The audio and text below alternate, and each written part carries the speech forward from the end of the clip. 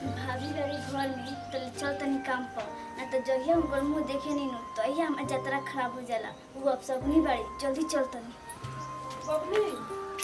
का हवे हो तरह से बार बार कहले बानी कि हमरा के अपन मुंह मान देखइया कहीं बाहर जाइम त हमारा भाई के तो तू खाइए गइलू, हमरो के खइबू का? दाई ना मोबाइल।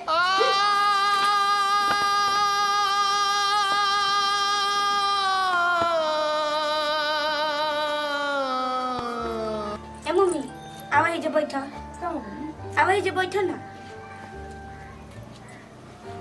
ए मम्मी द अंगूरिया मालता लगा ना रहे तो द ना अच्छा अरे लगा रहे ना द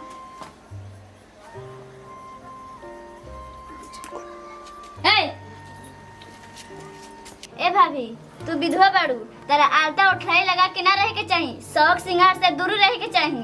तारा तो समझ में नहीं आवत।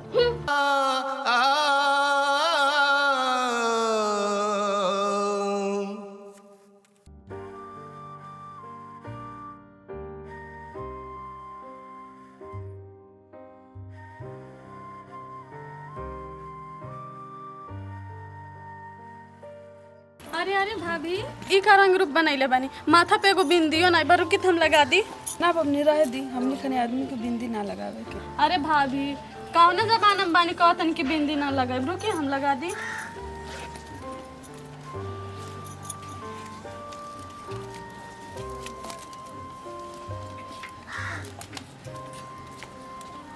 देखी ता कितना बढ़िया लगता। चलिए ठीक बा हम चले तनी।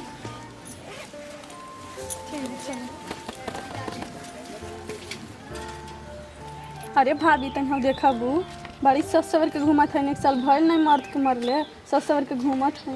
अरे हाँ बाबूनी कलजुग अगल बा कलजुग, विधवा मेहरारू में बिंदी शोभता देखे। अरे जाएंगे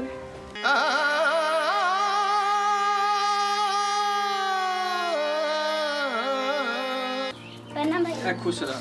पहले काट ले, हमार शादी बाटे 4 तारीख के तिलक बात के बारात बा, तिलके के दिन आ जी है ठीक बा?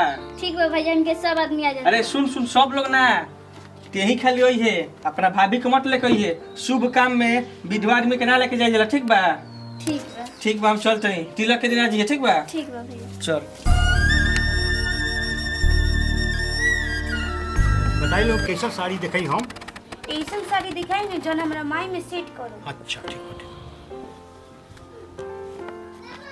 भाई देखी तो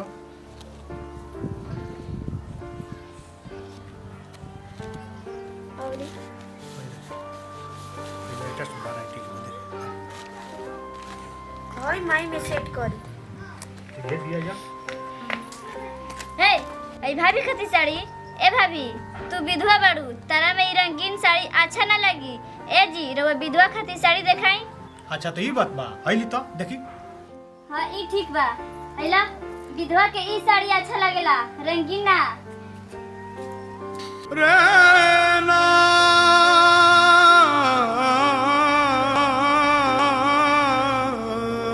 रोकनी भैया दाम चल।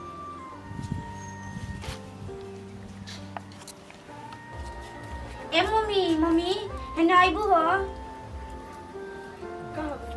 तेरे कति बाजार से सामान लेके आइल।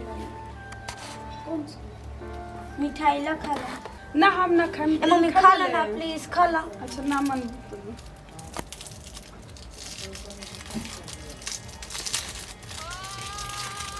ए भौजी मेरे भाई के तक खाइए गइलू, अब तेरा चॉकलेट मन करता खाए के। विधवा औरत के चॉकलेट खाए शोभा ना देला, तेरा शर्म नहीं आवत।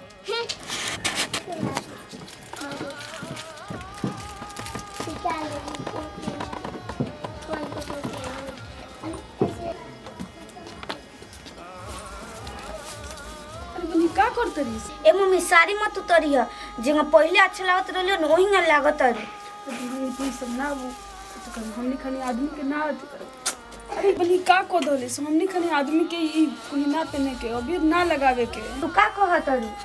अरे ए भाभी ई का कइले बाड़ू, तोरा शर्म नहीं आवत? विधवा कहीं रंगीन साड़ी पहनली सन आहा या बिर लगले बाड़ू।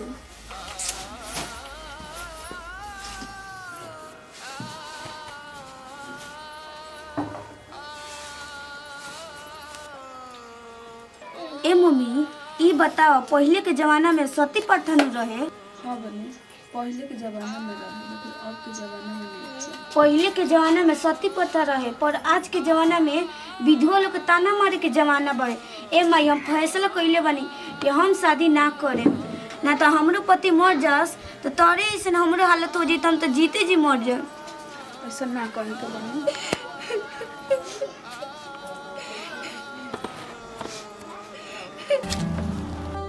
मीरा, भैया रहुआ ई तू का करत? अपना भाभी के एनी टाइम ताना मारत रू? अरे कौना किताब में लिखल बा कि विधवा हो गेला के बाद औरत के जिए के कोनो अधिकार नहीं है? अरे तू गलत करत रू। देखो जे तरह आदमी जन्म लेला ओकरा एक ना एक दिन मरे के पड़ले बा। अरे केहू समय पर मरेला आ केहू समय से पहले मर जाला। एकर तो मतलब ई ना भई कि ओकर औरत है जे बिया तो ओकरा जिए के कोनो अधिकार नहीं है। तू बहुत गलत कर रहल बड़ू, तारा ऐसा ना करे के चाही, समझलू? हाँ भैया रहुआ ठीक कहतनी। भाभी हमरा के माफ कर द, हमरा से बहुत बड़का गलती हो गई रे सर। विधवा के जिए का अधिकार बावे, हम ही भूल गए रनिया, तारा के नाप से ना बोल देनिया। चले कब हमनी के मिलजुल के होली मनावल जा। का सच में बुआ माई होली मनाई? हाँ हम जाते नहीं अबीर लियावे, हमनी के अबीर लगावल जाए। प्रणाम भाभी।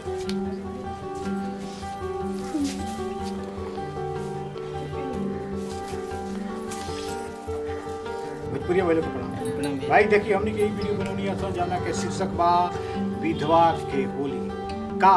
हमनी के समाज में विधवा के होली मनावे के अधिकार बा। ये वीडियो में रुआ लोग देखें कि एगो विधवा के तरह माने लोग दिल दुखावतला, ताना मारतला, ताना बना मरला के बाद भी ओकरा अपना पति के एहसास भइला तो उ क्षमा मंगलिया। तो ये तरह अगर कोनो भी आजू बाजू में कोनो औरत कोनो लड़की विधवा हो गई तो ओकरा ताना बाना मत मारी। जे तरह रुआ शादी ब्याह में दूसरा मेहरारू के औरत के बुलावत है वही तरह विधवा के भी शादी में सम्मिलित करी, तभी हमनी के समाज से ही कुरीति हती। हमनी के मेन बनावे के ये मकसद रहा। जय जवान जय भारत।